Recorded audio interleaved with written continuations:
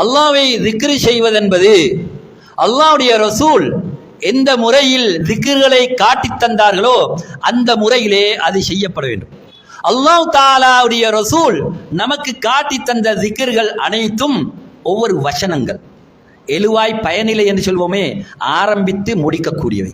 அல்ஹம்துலில்லாஹ், அல்லாஹுக்கே எல்லா புகழும், அல்லாஹு அக்பர், அல்லாஹ் மிக பெரியவன், சுப்ஹான் அல்லாஹ், அல்லாஹ்வை நான் துதிக்கின்றேன், லா இலாஹ இல்லல்லாஹ், வணங்கி வழிபடுவதற்கு தகுதியான நாயன் அல்லாஹ்வை தவிர வேறு யாரும் இல்லை.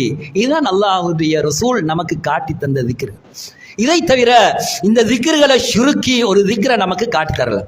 அல்லாஹ் என்பதை ஆகண்டு சுருக்கி ஒரு திக்ர் இல்லை, ஆகண்டோ திக்ர் இல்லை. ஆனா இன்று அல்லாஹ்வை திக்ர் செய்வதா சொல்லிக்கொண்டு இப்படி சப்தமிட்டு அல்லாஹ்வை திக்ர் செய்கிறார்கள், அல்லாஹ்வை யாஃபப்படுத்துகிறார்கள். கேட்டா சொல்லுவாங்க, அது சக்கராத்துல உள்ள ஒருவன் செஞ்ச திக்ர். ரசூலுல்லாஹ் போனாங்களாம், ஒருவர் என்று சொல்கிறாராம். அப்பொழுது அவரை விடுங்க, அவர் அல்லாஹ்வை திக்ர் செய்கிறார் என்று ரசூலுல்லாஹ் சொன்னாங்களாம் என்று மிகப்பலவீனமான அல்ல இட்டுக்கட்டப்பட்ட ஒரு ஹதீஸ் ஆதாரமா காட்டுவான். அன்புக்குரிய இஸ்லாமிய சொல்லி அப்படி வச்சு கொண்டாலும் அது யாருக்கு திக்ரு? சக்கராத்துல உள்ளவனுக்கு தானே திக்ரு. இந்த என்று சத்தம் போடக்கூடிய அனைவருக்கும் சக்கராத்துல ஆயிக்கிறாங்க. அன்புக்குரியவர்களே, எனவே திக்ர் என்பது அல்லாஹ்வுடைய ரசூல் காட்டி தந்த முறையில் அது நடக்கும்.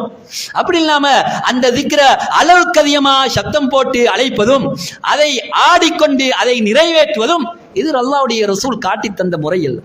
அன்புக்குரிய சகோதரர்களே, இந்த மாதத்திலே துல்காதா மாதத்திலே மனாகிபு ஷாதிலி அல்லது மனாகிபு அபில் ஹசன் ஹசன் ஷாதிலி அவர்களுடைய அபுல் ஹசன் ஷாதிலி ரஹிமஹுல்லாஹ் அவர்களுடைய பேரிலே மனாகிப் என்ற ஒன்றை ஓதுவாங்க. துல்காதாவுடைய கடைசி பகுதி.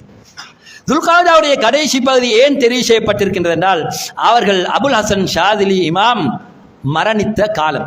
அவர்கள் ஹிஜ்ரி 656 இஸ்கந்தரியா என்று சொல்லப்படக்கூடிய ஈஜிப்ட்ல மரணிக்கின்றார்கள்.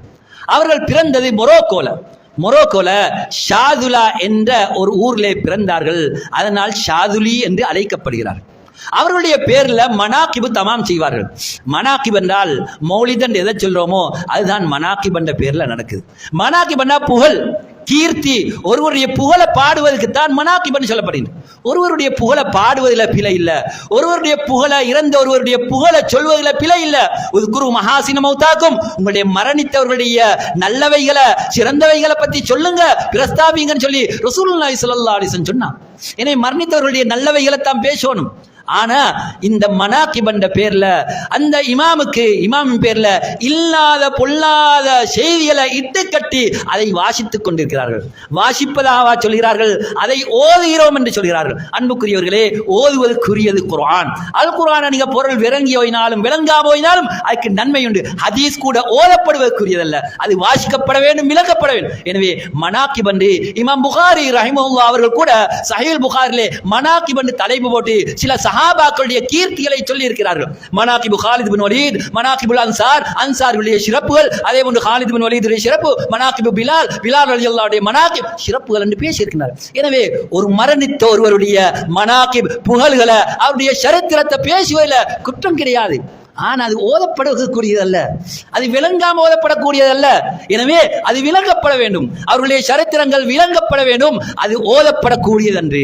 மாற்றமாக அந்த இமாமின் பேரிலே இல்லாத பொல்லாத செய்திகளை இட்டுக்கட்டிருக்கின்றார்கள். குர்ஆனுக்கு ஹதீஸுக்கு மாற்றமான பல செய்திகள் அங்கே அடங்கி இருப்பதை நாங்கள் பார்க்கின்றோம். அவர்கள் சொன்னதாக கதமி அலா குல்லி ஜபஹத்தி குல்லி வலியில்லா, அல்லாஹ்வுடைய வலிமார்கள் அனைவருடைய நெற்றியிலும் எனது கால் பாதம் இருக்கின்றது என்று சொன்னதாகும். யாரெல்லாம் அவருக்கு தேவை இருக்கின்ற அவர் என் மீது சத்தியம் பண்ணட்டும், அப்பொழுது நான் அவருடைய தேவையை நிறைவேற்றுவேன் என்று அவர்கள் சொன்னதாம். இன்னும் பல இட்டுக்கட்டுகள் அவர்களின் பேரிலே சொல்லப்பட்டிருப்பதை நாங்கள் பார்க்கின்றோம். அன்புக்குரிய இஸ்லாமிய சோழர்களே, எனவே கராமத்துகள் என்ற பேர்ல கராமத்துகள் இருக்கின்றது, நல்லவர்களுக்கு கராமத்துகள் இருக்கின்றன. ஆனா கராமத்துகள் என்ற பேர்ல பொய்யான இட்டுக்கட்டப்பட்ட கதைகள் அவர்களின் பேரிலே புனையப்பட்டிருப்பதை நாங்கள் பார்க்கக்கூடியதாக இருக்கின்றது. அதை இன்று மனாகிப் என்ற பேரிலே ஓதிக்கொண்டிருக்கின்றார்கள். அவர்கள் சொன்னதா சொல்கிறார்கள், வலவுலா லிஜாமு ஷரியத்தி அலல் லிசான் லா அக்பர்துகும் பிமா சயகூனு இலா யௌமில் கியாமா. ஷரியாவுடைய கடிவாளம், ஷரியா என்ற அந்த மார்க்கத்துடைய கடிவாளத்தை கொண்டு கட்டுப்படுத்துவது இல்லை என்றிருந்தால் நான் மறுமை வரையில் நடக்கக்கூடிய செய்தி அனைத்தையும் உங்களுக்கு நான் சொல்லுவேன் என்று அபுல் ஹசன் ஷாதிலி இமாம் சொன்னதாக வாசித்துக் கொண்டிருக்கிறார். அன்புக்குரிய இஸ்லாமிய சோர்களே, எனவே இப்படியான பொய்களை, அகீதாவுக்கு முரணான பல செய்திகளை மனாகிப் என்ற பேர்ல ஓதிக்கொண்டிருக்கின்றார்கள்.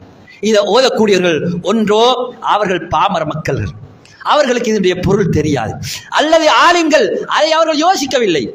நாங்களும் ஒரு காலம் ஓதினோம். 1984 இருந்து 1998 வரையில நாங்களும் ஓதினோம். இந்த திக்ர்களை செஞ்சோம், ஆகண்டோம் அகண்டோம், இப்படியான பைத்துகளை பாடி திக்ர்களை செஞ்சோம். ஆனா நாங்க அந்த நேரத்தில் அரபு விளங்கக்கூடியதா தான் இருந்தது. ஆனா இதை யோசிக்கல, இது அல்லாஹ்வுடைய குர்ஆனுக்கு மாற்றமாகி ரசூலுல்லாஹ்வுடைய சுன்னாவுக்கு மாற்றமா இருக்குது என்று யோசிக்கல. யோசிக்க தவறியனால இதை செய்து கொண்டிருந்தோம். எனவே இப்பொழுது செய்து கொண்டிருக்கக்கூடியவர்களும் அவர்கள் யோசித்தால், சிறந்த முறையில் யோசித்தால் அவர்கள் சரியான வழியை அடைவார்கள் என்பதிலே எந்த சந்தேகம் கிடையாது. எனவே அவர்களுக்கு சரியான முறையிலே எத்தி வையுங்கள். அவர்களுக்கு கரடு முரடாக சொல்ல வேண்டாம், அழகான முறையிலே எத்தி வையுங்கள். இந்த பிழைகளை சுட்டி காட்டுங்கள்.